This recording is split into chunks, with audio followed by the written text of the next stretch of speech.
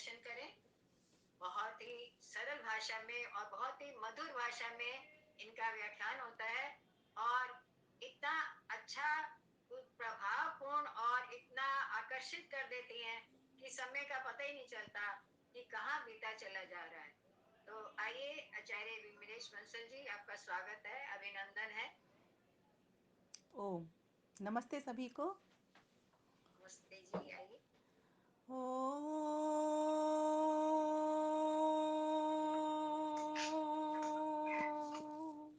गायन्ति त्वा गायत्रिणो अर्चन्ति अर्कमर्किणः ब्राह्मणस्त्वा शतक्रतो उद्वंशमिव ये मिरे उदवंशयव ये मिरे। ॐ नमस्ते अस्तु आयते नमो अस्तु परायते नमस्ते प्राणतिष्ठत आसीनायोतते नमः आसीनायोत ते नमः। ओम शांति शांति शांति।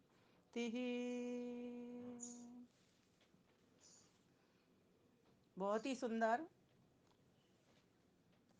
आर्य समाज मयूर विहार दिल्ली से आपका अंतर्जालीय कार्यक्रम चल रहा है, जिसकी मुख्य संचालिका आदरणीय श्रीमती संतोष नंदवानी जी। नाम भी बड़ा सार्थक है और साथ ही अपने पति देव का भी, वो भी इस कार्यक्रम का आयोजन कर रहे हैं, आदरणीय श्री नंदवानी जी, तुलसीदास नंदवानी जी। दोनों ही नाम भी सार्थक हैं, कार्य भी इनका सार्थक है। दोनों ही महान विभूतियों को, मातृ पितृतुल्य को, देव तुल्य महान पुरुषों को नमन करती हूँ।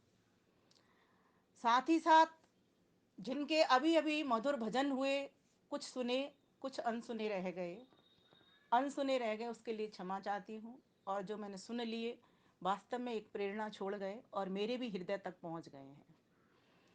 और मुझे लगता है माता उषा सूद जी भी जुड़ी हुई हैं इसमें, उनका भी जरूर काव्य पाठ हुआ होगा और बहुत ही अच्छा काव्य पाठ उनका रहता है, बहुत ही चिंतन करती हैं। और यहाँ पर इस मंच पर तो मैं विदुषियाँ ही देख रही हूँ, सच बताऊँ मैं। कोई भजन में कुशल है तो कोई गायन में कुशल है, तो कोई लेखन में कुशल है, तो कोई प्रवचन में कुशल है, तो कोई घर का काम संभालने में कुशल है, तो कोई बच्चे पालने में कुशल है। हर तरीके से मैं तो कहती हूँ ये एक ऐसा संग्रह है जहाँ पर दुर्गा लक्ष्मी सरस्वती सभी का एक मिश्रण एक मंच पर नारी के भीतर परमेश्वर ने भर दिया है, और जो अंतर्जालीय माध्यम से हमें प्राप्त हो रहा है कोरोना काल से।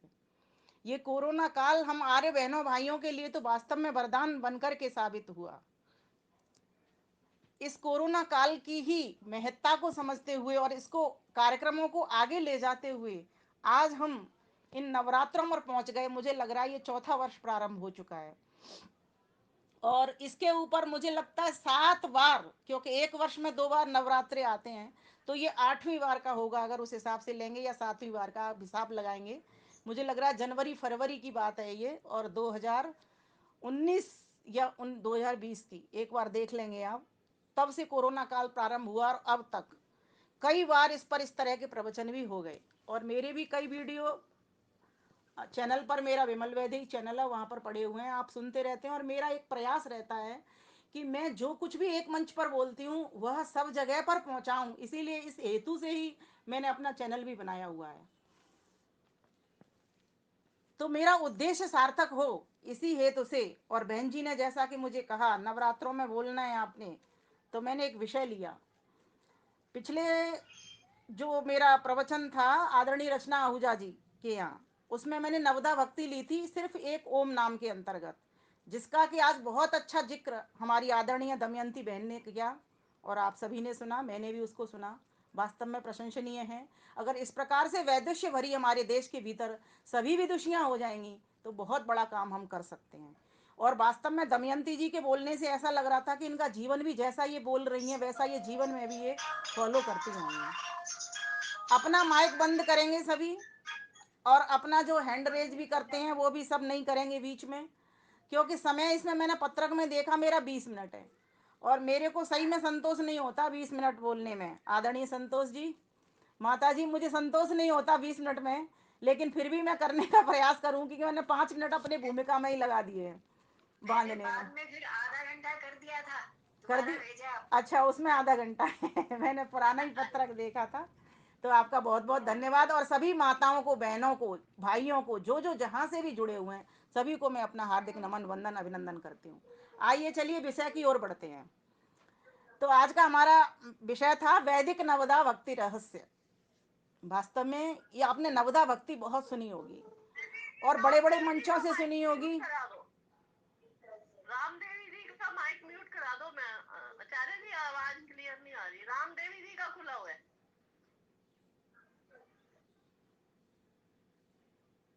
सभी अपना अपना माइक बंद कर लेंगे तो मैं कह पाऊंगी अपनी बात को। अभी मेरा प्रवचन शुरू नहीं हो पाया, 6 मिनट 14 सेकंड हो गए हैं, अभी भी प्रारंभ नहीं हुआ है, और अगर आप कहेंगे तो मैं प्रारंभ कर दूंगी। नवदा भक्ति का जिक्र हमने अरण्य कांड में, रामचरितमानस में भी पढ़ा, वाल्मीकि रामायण में भी हमें थोड़ा सा प्रसंगानुरूप मिल रहा है, हल्का सा, जिसको रामचरितमानस में तुलसीदास जी ने बहुत ही अच्छे से वर्णन अलंकारिक शैली में सजा करके काव्य के माध्यम से हम तक पहुंचाया, जिसको कि आज सारी दुनिया समझ रही है, जान रही है और उसका वर्णन कर रही है, वो शबरी प्रसंग के माध्यम से। उसी तरह से गीता में भी हमको मिलता है, वहाँ पर भी नवधा भक्ति मिलती है, लेकिन किसी ने आज तक आपके समक्ष ये बात नहीं रखी कि वेद में भी नवधा भक्ति है। और मैं कहती हूँ वेद हमारे चूंकि मूल हैं, और मूल से ही ये फूलों तक चीजें पहुंचती हैं, इसीलिए मूल के भीतर कहाँ है नवदा भक्ति। आप एक एक मंत्र को उठा करके देखिए, कहीं आपको 9 विशेषण मिल जाएंगे, कहीं ईश्वर के 9 विशेषण मिलेंगे, तो कहीं आपको आत्मा के 9 विशेषण मिल जाएंगे, तो कहीं प्रकृति के 9 विशेषण मिल जाएंगे, कहीं आपको भक्ति का स्वरूप प्रतीत हो जाएगा कि वेद के भीतर यहाँ पर है। और एक मंत्र जो आपका पसंदीदा मंत्र है, पूरे जगत में सबको जो मंत्र आता है, गायत्री मंत्र के भीतर भी नवदा भक्ति है। पिछले मंच पर मैंने बताया था सिर्फ ओम के भीतर नवदा भक्ति, जिसका कि आज दमयंती गुप्ता जी ने जिक्र किया था, उसी को मैंने खोला था कि ओम की जो नवदा भक्ति है वो किस तरह से होगी इन 9 बातों से।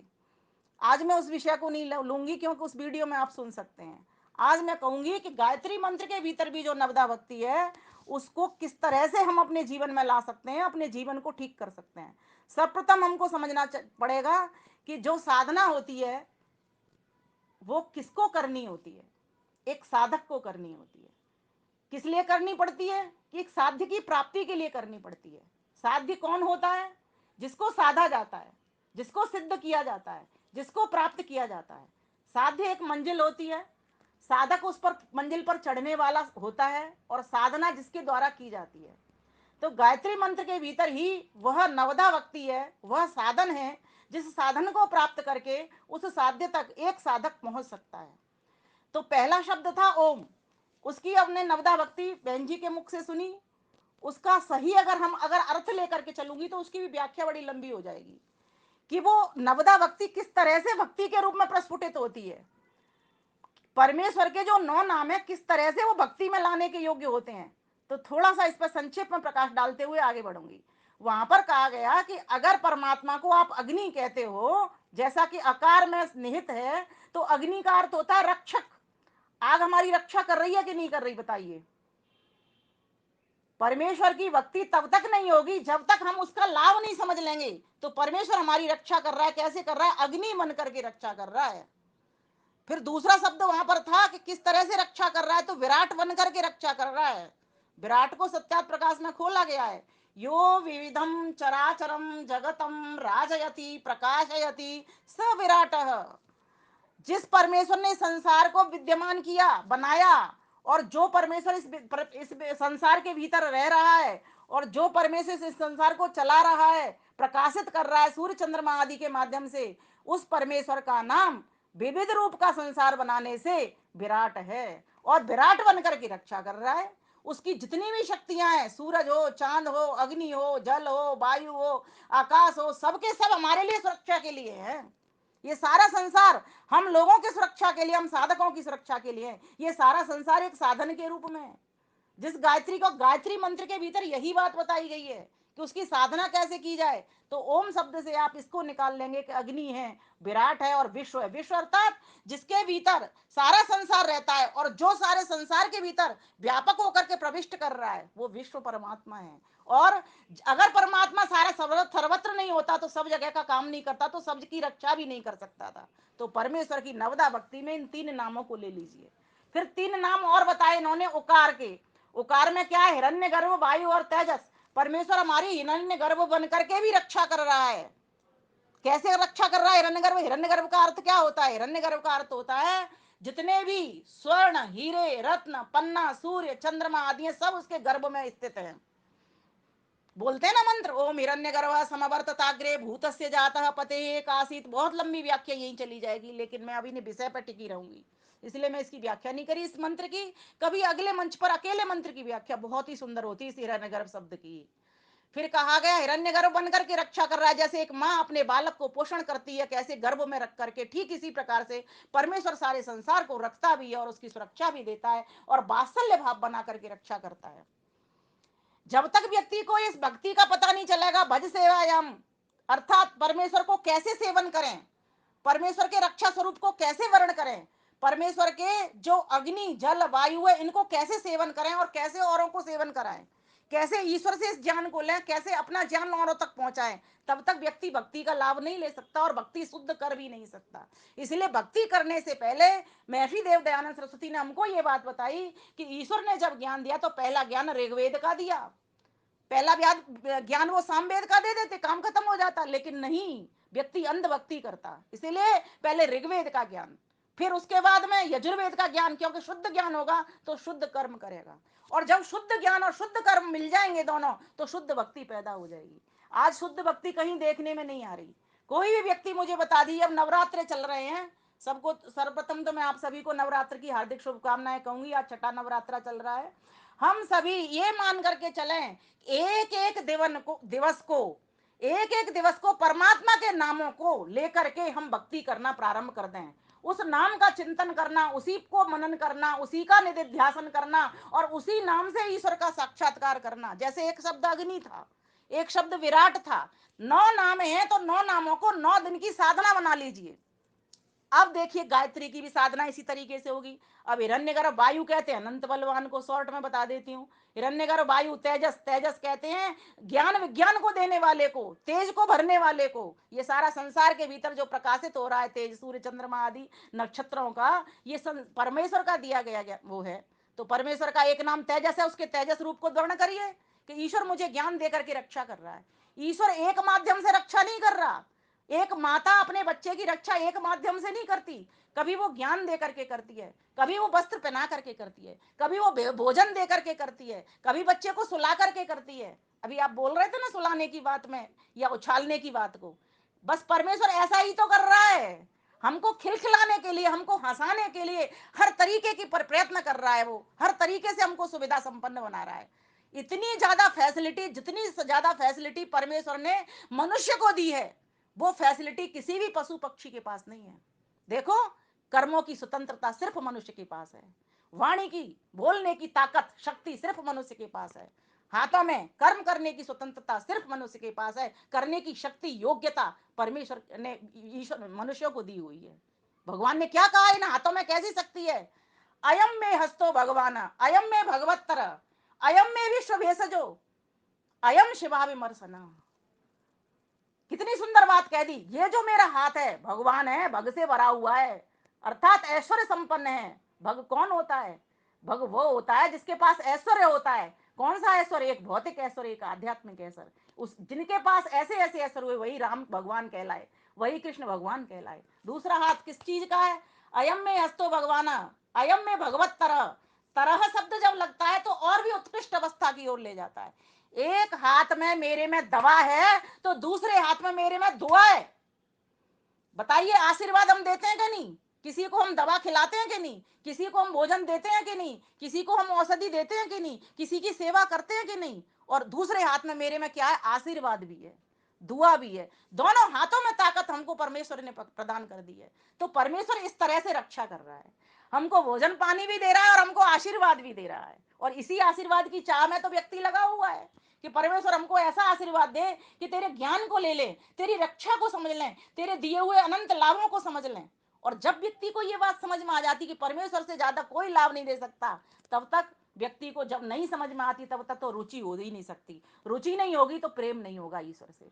इसलिए सर्वाधिक लाभ को समझो ईश्वर के को नवदा भक्ति करने से पहले कि परमेश्वर हमारी किस किस तरीके से रक्षा कर रहा है।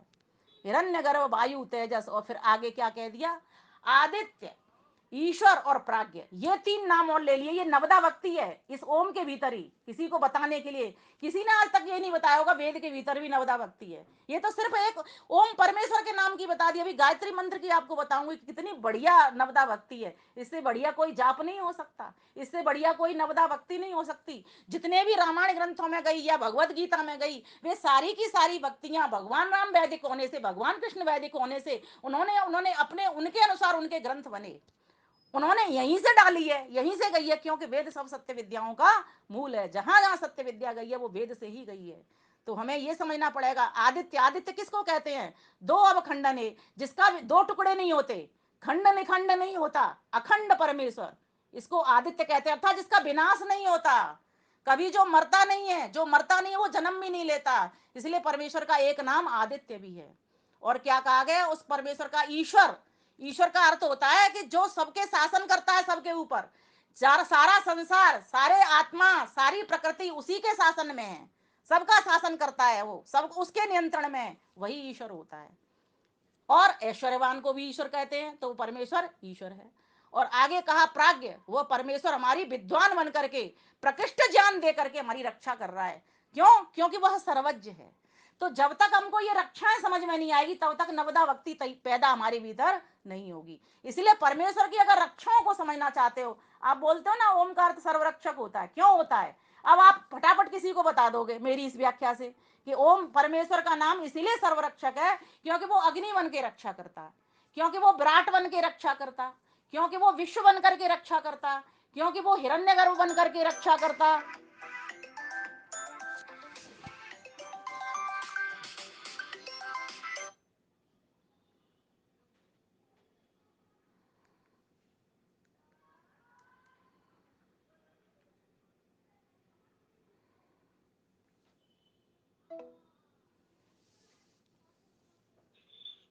आचार्य जी आपका ओम ओम फोन आ रहे, अरे वो फोन आ रहे थे, अब शुरू हो गया ना, देखो अब ठीक है। हो गया हाँ, ठीक हो गया। वो फोन दो फोन आ गए एक साथ, वो बंद करने में ही टाइम लग गया। वो परमेश्वर हमारी हर तरह से रक्षा कर रहा है। इसीलिए नवदा भक्ति अगर आप करना चाहते तो ओम नाम से करिए। अब हम गायत्री मंत्र की ओर चलते हैं। मैंने ये शॉर्ट आपको रूप बताया, इसकी व्याख्या में बहुत समय लगता है। अब इसके बाद में हम भू, अब ये ओम को एक शब्द मान लेते हैं हम, ठीक है, एक हो गया ये। अब दूसरा भू, वह परमेश्वर प्राणों का प्राण है, प्राण प्रिय है, क्योंकि प्राण जीवन देने वाला वही परमेश्वर है। नवदा भक्ति करने का तरीका लोगों को ये बताना है हमको कि ईश्वर ही हमको जीवन दे रहा है, ईश्वर भी हमको सांस दे रहा है। और ईश्वर अगर हमको सांस नहीं दे, देखो पत्नी प्राण प्रिय हो सकती है, हो सकती है ना, पति भी प्राण प्रिय हो सकता है, लेकिन कभी कभी वो प्राण अप्रिय भी तो हो जाता है, होता है कि नहीं होता? संसार की जितने भी साधन सुविधा हैं, व्यक्ति हैं, वस्तु हैं, स्थान हैं, सब कभी प्राण प्रिय बनेंगे तो कभी प्राण अप्रिय भी बनेंगे। लेकिन परमेश्वर प्राणों का प्राण, वो कभी भी प्राण अप्रिय नहीं हो सकता। प्राण अप्रिय का मतलब क्या? प्राण का चले जाना। जब तक व्यक्ति की श्वास चल रही है, समझो वो प्राणों का प्राण आपका साथ दे रहा है, आपका सहयोग कर रहा है आपके प्राण जीवन लेने में। तो ऐसा प्राणों का प्राण परमेश्वर, उसको ऐसा अगर हम जान लें कि ईश्वर के कारण मेरी श्वास चल रही है। क्योंकि बहुत से लोग ऐसे देखे हैं, रात को सोए सुबह उठे ही नहीं। इसलिए परमेश्वर की प्रति भक्ति पैदा करने के लिए नवदा भक्ति में इस स्वरूप को लाइए। हे परमेश्वर, आप प्राणों के प्राण हो, हम सभी को जीवन देने वाले हो। मैं भी ये चाहती हूँ, मेरे ऊपर भी ऐसी कृपा की बरसात करो, मैं भी किसी का जीवन देने वाली बनूं, किसी का जीवन लेने वाली नहीं बनूं। ऐसे भक्ति उठाइए, नवदा भक्ति।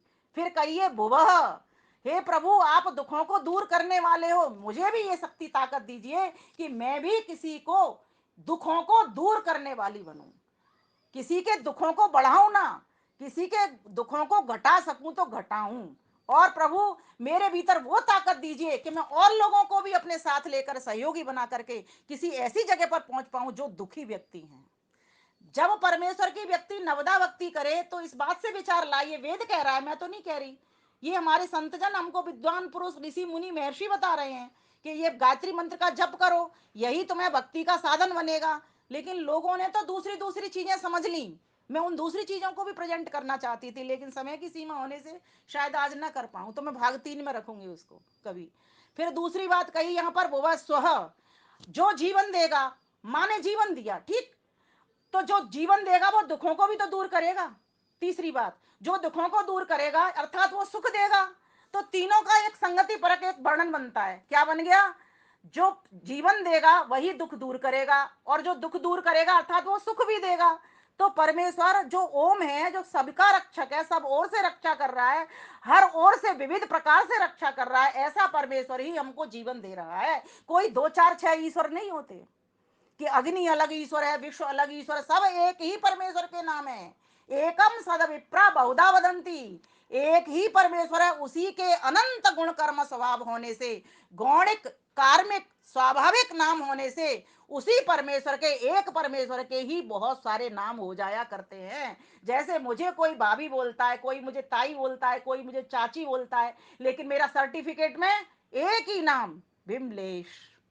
ठीक इसी प्रकार से परमेश्वर का अपना नाम ओम, जैसा कि आदरणीय संतोष नदवानी जी ने सबसे पहले आपको बताया, निज और प्रिय नाम उसका एक ही है, मुख्य नाम एक ही है। लेकिन उसको जितने जैसे जैसे कर्म लेते हैं हम, उससे सेवन करते हैं, जिन जिन गुणों का हम सेवन करते हैं, जिन जिन गुणों से भक्ति कर रहे होते हैं हम, उस गुण को प्राथमिकता दे करके, क्योंकि जैसे एक बालक है, अगर हम उसको कहेंगे ए छुटपुट, ए छुटपुट, तो वो छोटा छोटा खेलता हुआ आपके पास आ जाएगा। आप कहोगे ए चंचल, चंचल, उसकी आप शैतानी देख करके उसके नाम को पुकारोगे। और अगर उसका एक नाम है सरल, उसके सरल स्वभाव को होकर के पुकारोगे। ठीक इसी प्रकार से परमेश्वर से जो जो चीज हमको चाहिए होती है, वैसा वैसा गुण, वैसा वैसा कर्म, वैसा वैसा वह स्वभाव का नाम पुकार करके उस परमेश्वर को, एक ही परमेश्वर को हम पुकार रहे होते हैं।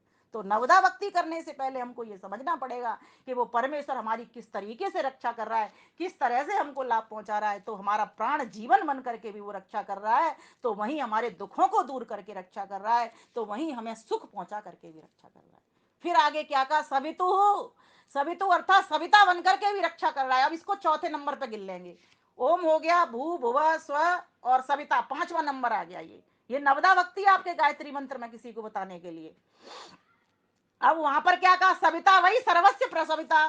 सविता उसको कहते हैं जो सारे संसार को बनाता है, सारे संसार को प्रेरणा करता है, सारे संसार में प्रकाश फैलाता है, उसका नाम सविता होता है।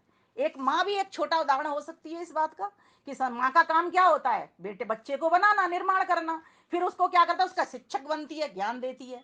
फिर उसके लिए प्रेरणा भी करती है, बेटा तू ऐसा मत कर, चोरी मत करना, बेटा तू झूठ मत बोलना। ठीक इसी प्रकार से उस जगत जननी माँ ने भी सविता बन करके हमारा सृजन किया, हमारी शिक्षक बनी, और हमारे लिए प्रेरणा स्रोत भी है वो। इसीलिए उस परमेश्वर का सविता नाम जान करके एक दिन इस बात पर लगा दो, 5वां नवरात्र आए जब, ओम सवितुः, ओम सवितुः, ओम सवितुः, ओम सवितुः, ओम सवितुः, ओम सवितुः। और सविता के अर्थों को लेते आओ, तीनों अर्थों को ले लो।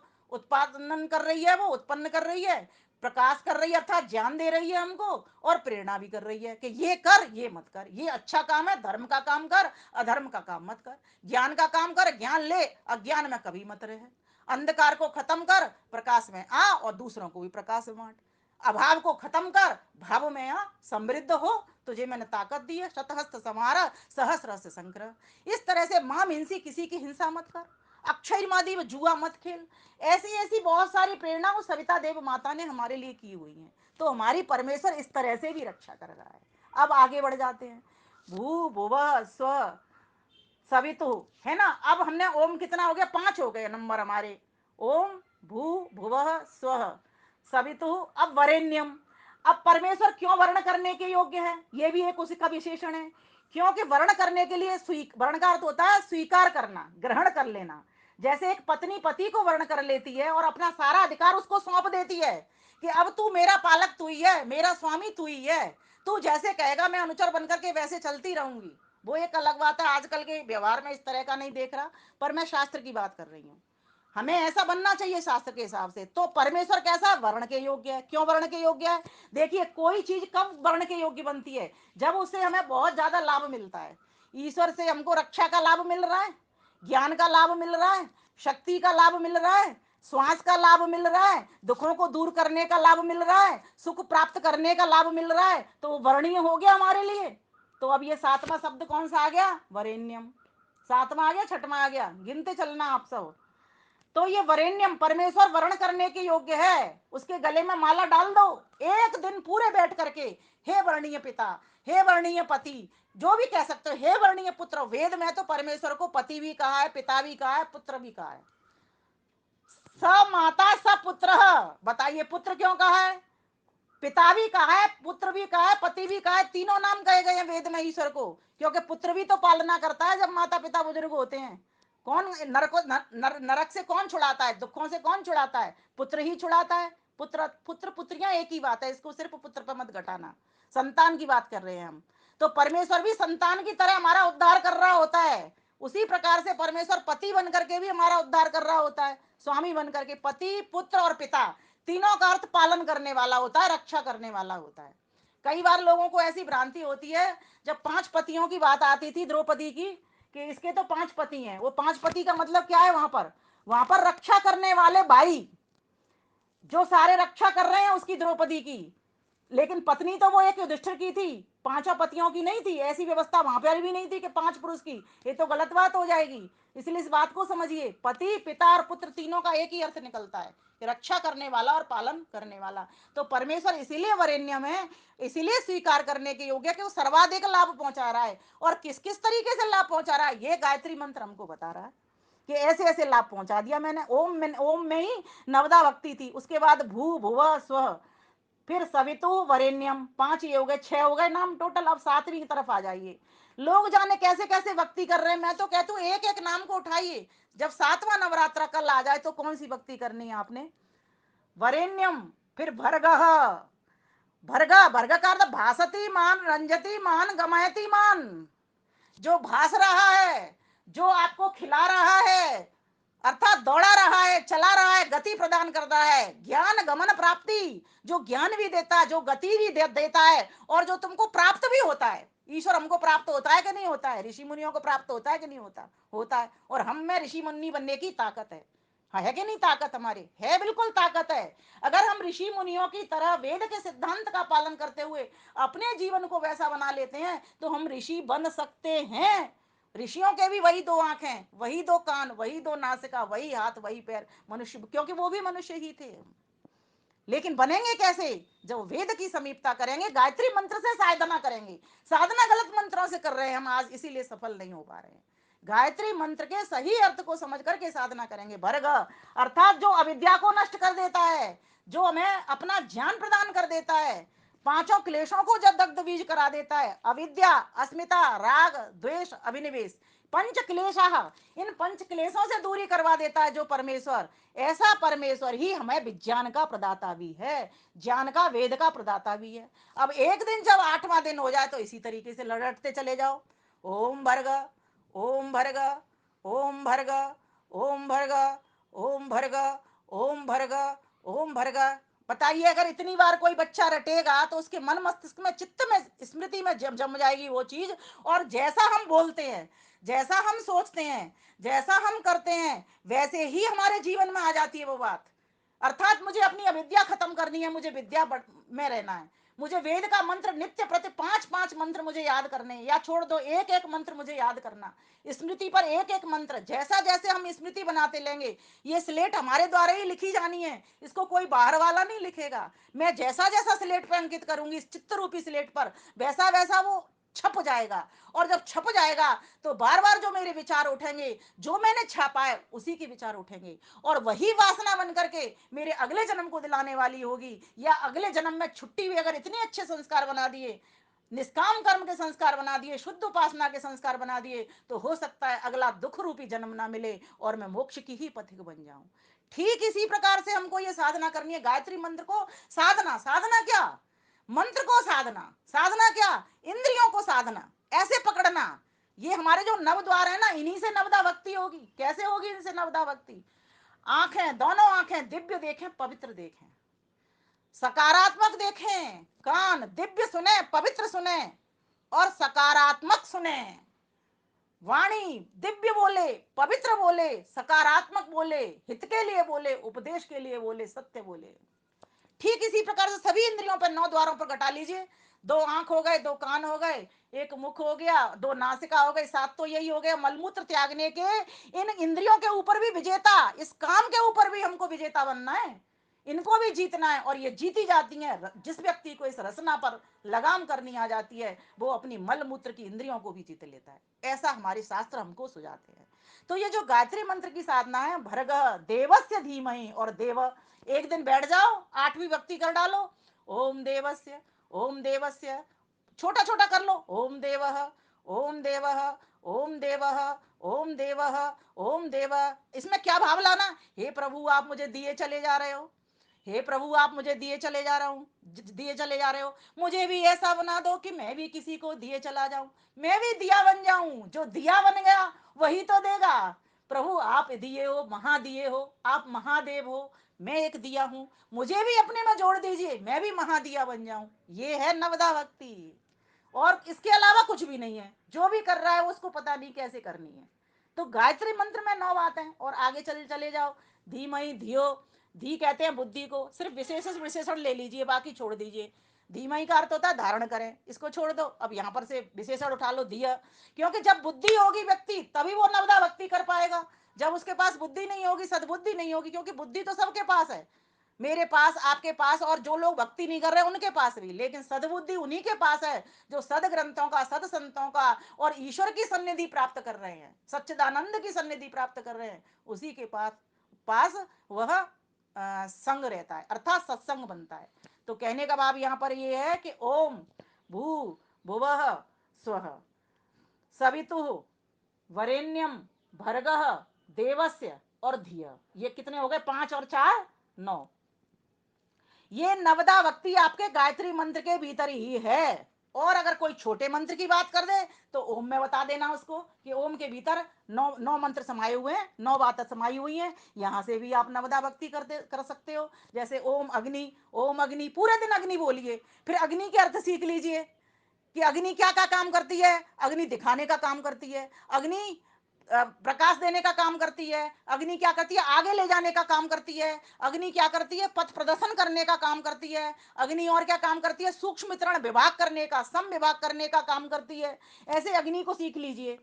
इसी प्रकार से विराट को सीख लो। तो ओम के भीतर जो नवदा भक्ति है उसको सीखिए, गायत्री मंत्र के भीतर जो 9 विशेषण है उनको सीखिए, और अपने जो 9 द्वार हैं इनको जितेंद्रिय बना लीजिए, इनको पवित्र दिव्य बना लीजिए, तब जाकर के आपकी नवदा भक्ति सार्थक होगी। अब अगला जो मेरा भाग तीसरा जाएगा उसमें बहुत सारी बातें नई जाएंगी। हो सकता है उसे मैं कल के प्रवचन में ले लूं, जो चंडीगढ़ से चलने वाला है, नहीं तो आगे देखती हूँ मैं कैसे उसको बैठेगा वो। तो आप सभी जुड़ा कीजिए, लाभ लीजिए इनसे, मंत्रों से। इनमें बहुत सारा रहस्य छुपा हुआ है। और ये नवदा भक्ति का रहस्य आज जो मैंने कहा है, ये सिर्फ मात्र ईश्वर की कृपा से, आपके स्नेह से, और सिर्फ उठाया हुआ चिंतन है। इसमें जो बातें हैं, सिद्धांत की बातें हैं, वे सब वेद की बातें हैं, ऋषि मुनियों की बातें हैं। और जो चिंतन नवधा के रूप में आपके समक्ष में प्रस्तुत करना चाह रही हूँ वो सिर्फ मेरा अपना चिंतन उठाया हुआ है। इसलिए मैं चाहती हूँ मैं सिर्फ अपनी ही उन्नति से स्वयं ही संतुष्ट न रहूँ, मैं आपको भी संतुष्ट करने के लिए प्रयासरत रहूँ। इसीलिए मैंने आज ये विषय बहन जी को दिया। आप सभी ने बड़े ही धैर्य से श्रद्धा पूर्वक इसको सुना। अब एक छोटा सा गीत और बोल लेते हैं, अगर आप चाहें तो, कहें तो बोल लें। गायत्री वर की दात्री, गायत्री वर की दात्री, तव एक नाम सावित्री, जो भी जपे निरंतर प्रतिदिन, सफल वही तन यात्री। गायत्री वर की दात्री, गायत्री वर की दात्री। ये मेरी पुस्तक, इसका विमोचन होगा आदरणीय उर्मिला आर्या जी के यहाँ पर अमृत मंथन में। ये पुस्तक मैं दिखा रही हूँ, विघ्न विनाशक विमल वैदिक गायत्री चालीसा। आप सभी आमंत्रित हैं, आप सभी भी आइएगा, मैं पहुंचूंगी, जिससे आप जाएंगे तो इसका लाभ लेंगे। मैंने इसमें बहुत सारे मनोहर अपने स्वरचित गीत भी लिखे हैं, बहुत सारे ध्यान भाग भी लिखे हैं, गायत्री पूरा चालीसा भी बना करके दिया है। जो लोग छोटे छोटे चालीसा पढ़ते हैं, इस तरह का चालीसा 40 पंक्तियों का अगर हम गायत्री मंत्र का चालीसा पढ़ेंगे, तो मैं ऐसा मानती हूँ कि वास्तव में आप सच्चे साधक बन जाएंगे। सुख भरनी दुख हरनी माँ, शीतल ठंडी तेरी छाँ, रहे दूर सब कष्ट व क्लेश, जपे निरंतर नित्य हमेश। जप कर शुद्ध व्यवहार बने, प्रीति प्रभु कर तार सने, जो भी तेरी शरण में आया, करे प्रार्थना मात्री। गायत्री वर की दात्री, गायत्री वर की दात्री, तब एक नाम सावित्री, जो भी जपे निरंतर निश दिन, सफल वही तन यात्री। गायत्री वर की दात्री, तन मन चंदन करती माँ। बताइए, जो गायत्री की साधना करेगा उसका तन मन महकेगा कि नहीं महकेगा? हर कोई पसंद करेगा। वेद कहता है इच्छन्ति देव सुनवंतम, उसी को लोग चाहते हैं, उसी को ईश्वर चाहता है, उसी को विद्वान पुरुष चाहते हैं, जो कि साधक बन करके सच्ची साधना करके उस साध्य को प्राप्त करने के लिए आगे बढ़ रहा है।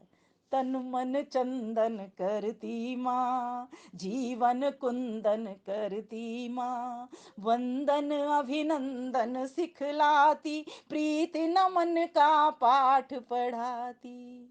निश दिन प्रातः सायं पल, अखिल विश्व ब्रह्मांड सकल, चरवाचर दर्श करवाए, पथ प्रशस्त निर्मात्री।